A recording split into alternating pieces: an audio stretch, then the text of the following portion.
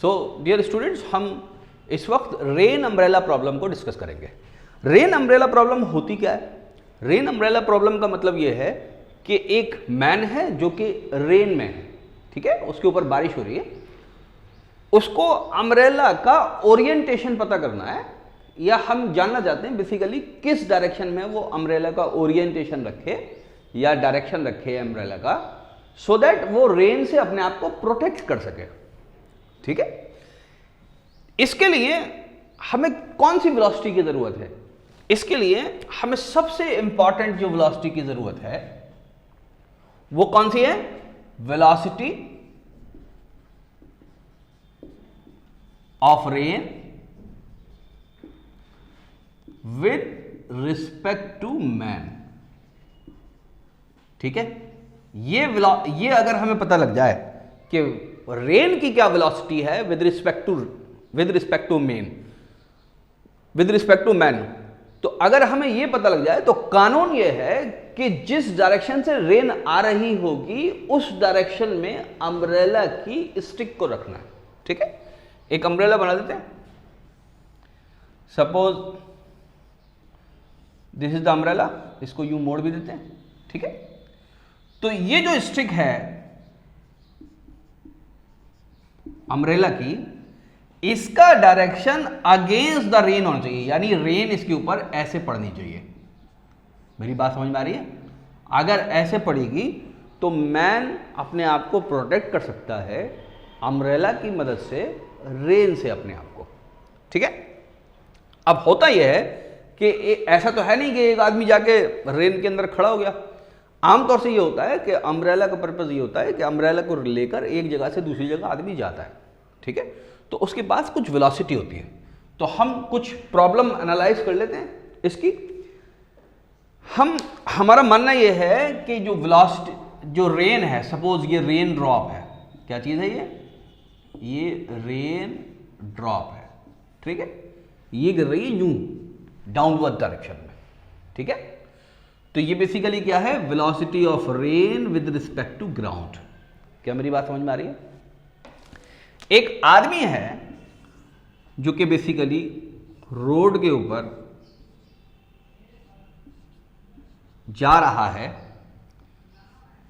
Velocity v से, तो इसको हम बोलेंगे velocity of man with respect to ground, ठीक है। अब बारिश हो रही है, तो बारिश में क्योंकि ये इस डायरेक्शन में चल रहा है, एक ड्रॉप को ये अपने सर के ऊपर पहचान लेता है। Suppose this is the drop, बात समझ में आ रही है? इस ड्रॉप को अपने सर के ऊपर इसने पहचान लिया। ये ड्रॉप नीचे आएगी तो ये अपनी जगह छोड़ के आगे चला जाएगा। तो इसने क्या किया कि एक और ड्रॉप जो आगे थी इसके थोड़ा सा, उसको भी पहचान लिया इसने, ठीक है। और इन दोनों के उसने नंबर रख दिए। इन दोनों के क्या कर दिए उसने? नंबर रख दिए। इसको फर्स्ट कहा और इसको सेकंड ड्रॉप कहा। क्या मेरी बात समझ में आती है? ठीक है। अब ये मैन इस वेलोसिटी की वजह से कुछ टाइम बाद आ जाएगा यहां पर, कुछ टाइम बाद कहां पर आ जाएगा? यहां पर आ जाएगा। उस वक्त ये वाली ड्रॉप गिरकर और इसके सर से टकराएगी। तो ये जो मैन था बेसिकली, जिसने अपने सर के ऊपर एक ड्रॉप पहचान रखी थी कि वो ड्रॉप है और वो नीचे की तरफ गिर रही थी, यानी ये वाली ड्रॉप, तो ये तो नीचे की तरफ गिर गई होगी यहां पर। तो इस मैन को अपनी इस वेलोसिटी की वजह से इस ड्रॉप, पहली ड्रॉप से खतरा नहीं है। ये जो सामने वाली ड्रॉप है, यानी ये वाले जो एंगल की ड्रॉप है, ये वाली, ये जो दिख रहा है इसको सामने, इस ड्रॉप से खतरा है।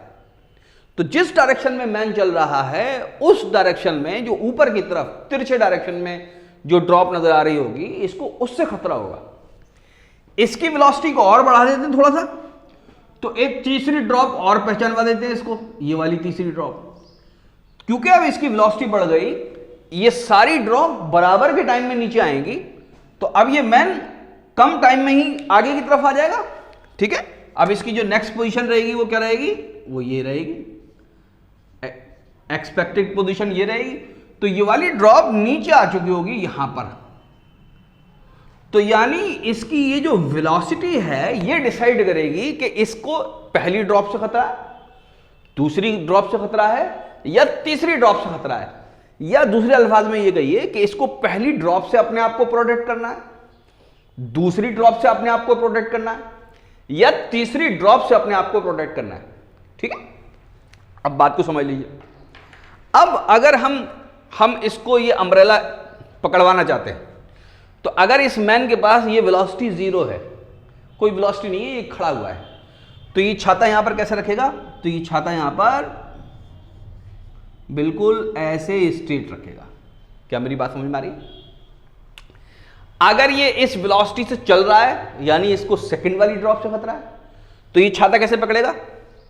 तो ये इस छाते को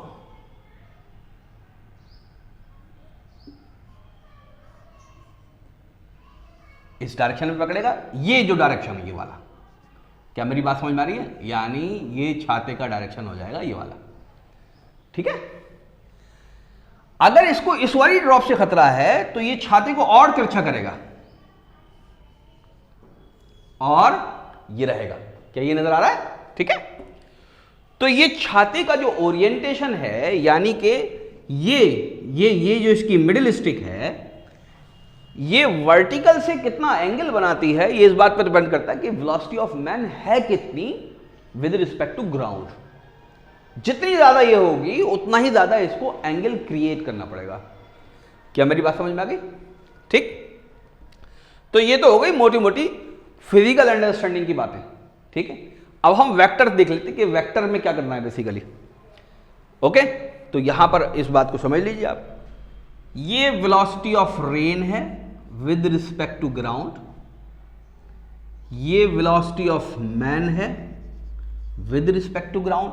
हमको क्या पता करनी है? हमको पता करनी है velocity of rain with respect to man, यानी velocity of rain with respect to man अगर हमें पता लग जाए तो उसके डायरेक्शन में हमको ये अम्ब्रेला का डायरेक्शन करना है।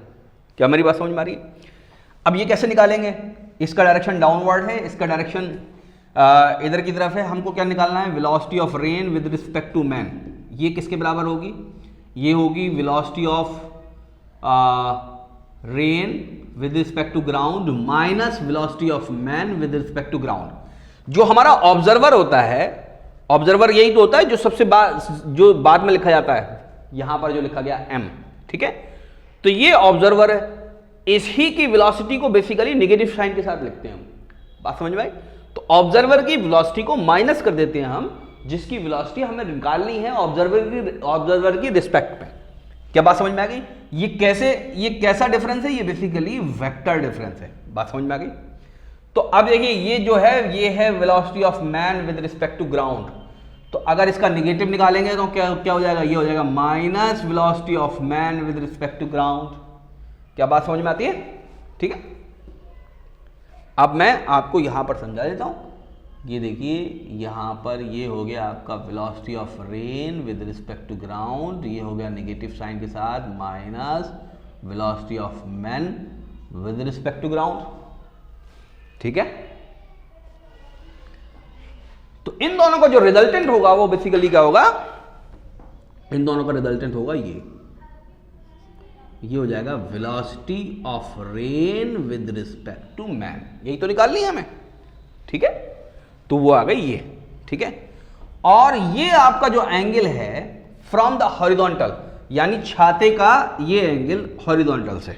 ठीक है, इसको हम फॉर एग्जांपल बोल देते हैं थीटा। समटाइम्स इस एंगल की बात करते हैं, समटाइम्स इस एंगल की बात करते हैं। ट्रायंगल है, आपको बेसिकली परपेंडिकुलर और बेस अगर पता है तो कोई सा भी एंगल निकाल सकते हैं।